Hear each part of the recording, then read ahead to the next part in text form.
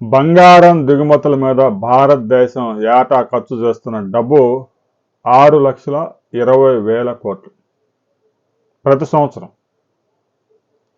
గడిచిన ఆర్థిక సంవత్సరంలో ఎన్నడూ లేని విధంగా భారతదేశం బంగారం దిగుమతులకే 6,20,000 కోట్ల రూపాయలు వ్యయించాల్సి వచ్చింది. దీనికి అనేక కారణాలు ఉన్నాయి. బంగారం ధరలు గడిచిన 2 సంవత్సరాల్లోనే 69% పైగా పెరగడం ఇందుకు ప్రధాన కారణం. ధరలు పెరిగినా కూడా భారతదేశానికి దిగుమతి అయ్యే బంగారం మాత్రం తగ్గడం లేదు. ప్రతి సంవత్సరం 840 టన్నుల బంగారం దిగుమతి అవుతుంది భారతదేశానికి. అందులో ఒక 200 టన్నులు ఆభరణాలు తయారు చేసి, ఆర్నమెంట్స్ తయారు చేసి మరలా ఎక్స్పోర్ట్ చేస్తున్నారు. మిగిలిన 600 టన్నులు భారతదేశంలోనే ఆభరణాలుగా అమ్ముతా ఉన్నారు.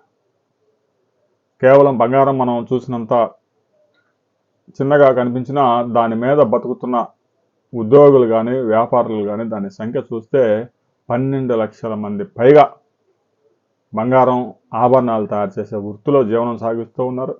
ఇటీవల కాలంలో వస్తున్న అతిపెద్ద షోరూంలో కూడా వందలాది మంది ఒక్కొక్క షోరూంలోనే ఉద్యోగాలు ఉపాధి కల్పన జరుగుతూ ఉంది.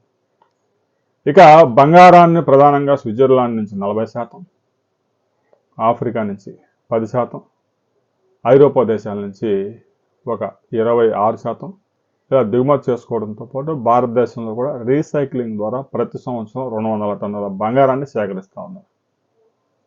ఈ విధంగా ప్రతి సంవత్సరం బంగారం బిల్లు కూడా పెరిగిపోతూ ఉంది.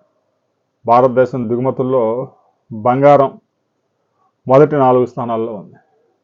ఇటీవల కాలంలో మొబైల్ ఫోన్లు, ల్యాప్టాప్లు, తర్వాత ఈ స్మార్ట్ టీవీలు ఇలాంటివన్నీ కూడా విదేశాల్లో తయారు చేసి భారతదేశానికి దిగుమతి చేసుకోవడం వల్ల ప్రతి సంవత్సరం 12 లక్షల కోట్ల రూపాయలు విదేశీ మారక ద్రవ్యం విదేశాలకు వెళ్ళిపోతా ఉంది.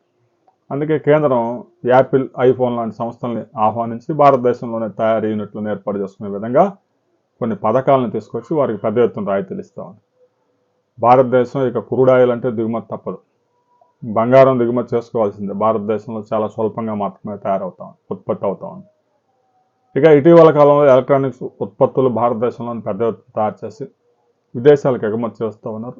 ఐఫోన్ కంపెనీ, యాపిల్ కంపెనీ గడిచిన సంవత్సరంలో 2 లక్షల కోట్ల రూపాయల విలువైన ఐఫోన్స్ భారతదేశంలో తయారు చేసి విదేశాలకు ఎగుమతి చేసింది.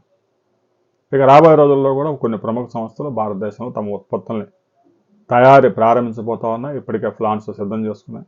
రాబోయే రోజుల్లో ఎలక్ట్రానిక్స్ ఎగుమతుల్లో కూడా భారత్ కీలక ప్లేస్లో నిలవబోతా ఉంది.